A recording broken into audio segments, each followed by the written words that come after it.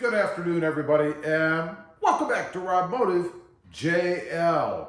Got to get used to saying that. We've got the new Jeep back here. It's time to do a little bit of debadging. You know me, you know I don't like a lot of badges on my vehicles, except for the ones that I add, and particularly dealership badges and stuff. Now, the first one that we're going to take off is right up here. Now, it's a heart flag. So don't get the idea that I'm somehow unpatriotic. I'm not. I just don't want a heart flag on my vehicle. That's all. So this is very simple, of course. None of this is rocket science. I always use a razor blade of some sort. You know, just kind of get right under the edge a little bit. Pretty easy. And I imagine this hasn't been on there too long.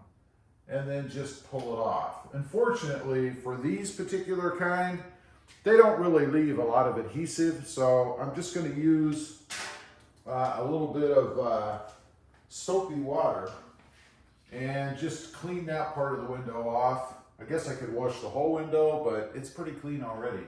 So I'm just going to make sure I got all the adhesive off.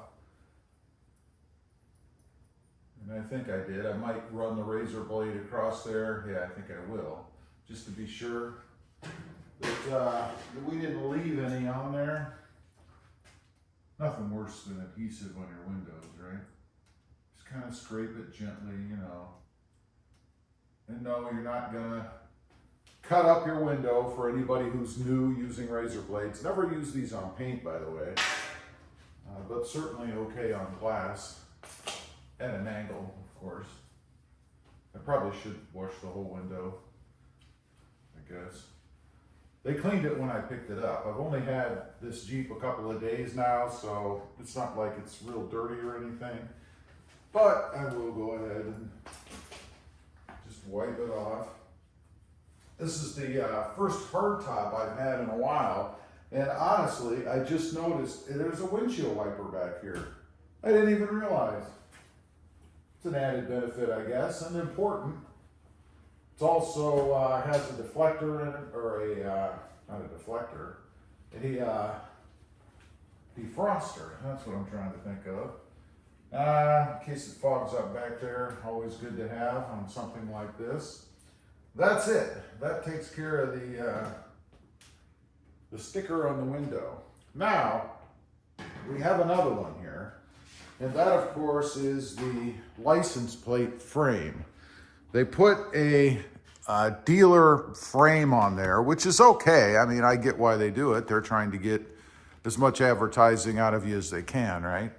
But nobody's sending me any extra checks for advertising, so we're going to get rid of that frame. Just going to run the temporary tag on there as is. These, of course, as I find most things are that you do these days, it seems, a 10mm socket. And I think that's pretty standard, strangely, across the market with these little screws. The one thing I don't like, we'll see here in a second, is that they screw these things right into the plastic on your bumper. I don't think there's any predetermined spot back there. Let's see. No, there is not. So they kind of bolt these things right in. Now, the way this is set up, they have a nice slit on it there. So I'm going to have to put some kind of a frame around it. So let me find a frame to put around this. Or maybe I'll just turn this backwards. I don't know. I could do something like that, but that doesn't look very good. So let me find a frame and we'll put it back on. Okay, have a new frame on there. I resurrected the old robmotiv frame that I had. Got that from Tough Skins, by the way. You guys can see there, it's customized, has the channel name and stuff on it. It goes back to the Voodoo Blue Toyota Tacoma, in case anybody remembers that.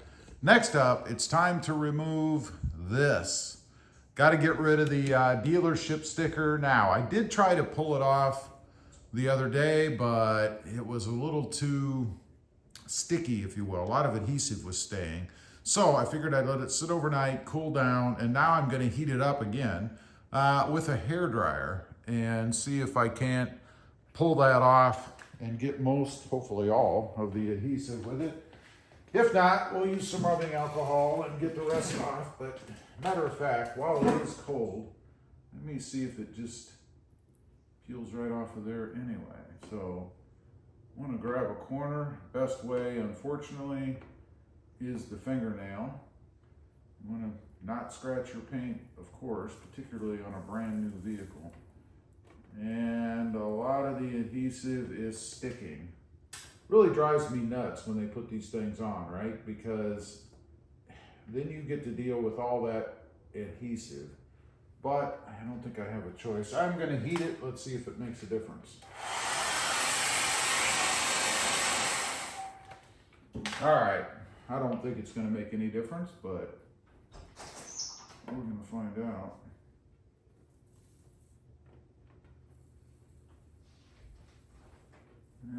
It started to get a little bit, got stickier actually. Wow. A little bit of the sticker came off there. So we're gonna have to put some Goo Gone. There is no adhesive left on here, very little.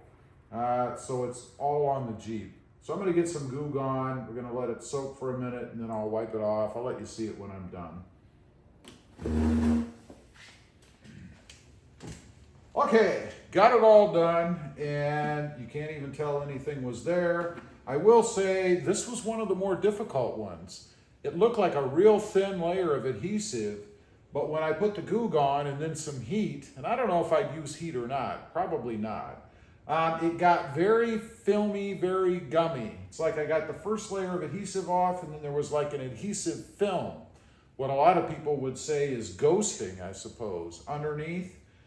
In the end, I used some rubbing alcohol to get that little thin ghosting layer of adhesive off and put a coat of wax on it. I wiped it down, put a coat of wax on it, that area, and you'd never know it was there. Now, there's one more. We have a license plate frame like this on the front. You may notice I put the old robmotivejl from the blue truck on there. I think I mentioned that before. This will suffice until I get something else. I didn't have anything else, but it gets rid of the dealer part anyway. Now we're going to do something else that I want to do, and why not do it now? And that is remove the back seat. Now, I did this in my wife's Jeep Wrangler, and I love the look. I love the open feel of it, the space, and right now they actually have the seat folded forward. And I think they do that so that you don't notice how much visibility is reduced with that seat in the back. Even with the headrest down, it still limits visibility. It's much more open and much easier to see out of the truck without it, or the Jeep, I should say. Okay, to take the back seat out, pretty simple. Open the back. If you can't do this part, you probably shouldn't be doing this at all. Go ahead and open your top if you have the hard top, and I love this about the hard top. Look how much access I have with this open like this. You don't have that when you have the soft top. This is actually the, I guess, the bag for the Freedom panels. Not sure if I'll ever need that really or not. Now, to take this seat out, and it's the same process as in my wife's. Let's get you guys a little bit closer. You see the bar there, and you have to have the seat fully tipped forward like this. And then you see the two bars at the bottom here. There's a big one and a small one. To release the seat from the loop that's down there, you squeeze that.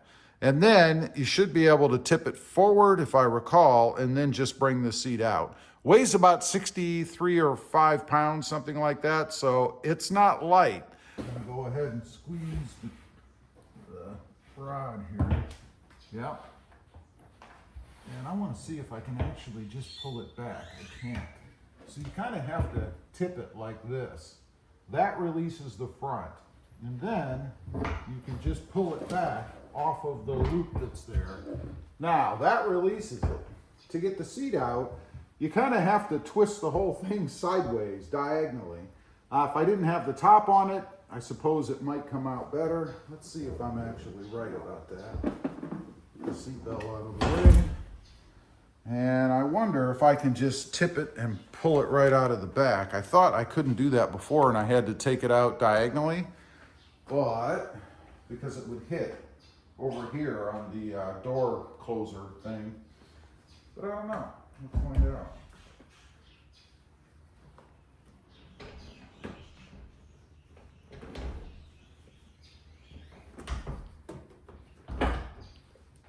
Yeah, it definitely does hit. So you can't do it that way. So I'm gonna kind of, one of my favorite words, do it like this. That gets it free so that I can just slide it on out of there. And that's it. So I'm gonna go ahead and remove it. I'm gonna stow it somewhere, and then we'll let you see the back here with the seat out.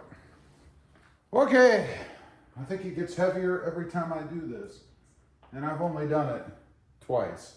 But you can see the room in here. I mean, check this out. Plenty of room in here for Fido or the wife, the husband, I don't know, whatever. But there is plenty of space in here. No big deal. Very, very simple. Anyway, that's it for today. We've got the debadging that I'm going to do done. That's it. I'm not going to take the Jeep off the side or remove the trail badge or anything like that. I do like those things, so they're definitely going to stay. Leave a comment. Let me know. Do you guys do this kind of stuff or not? I'd just be curious. Thanks. Have a good day. Bye.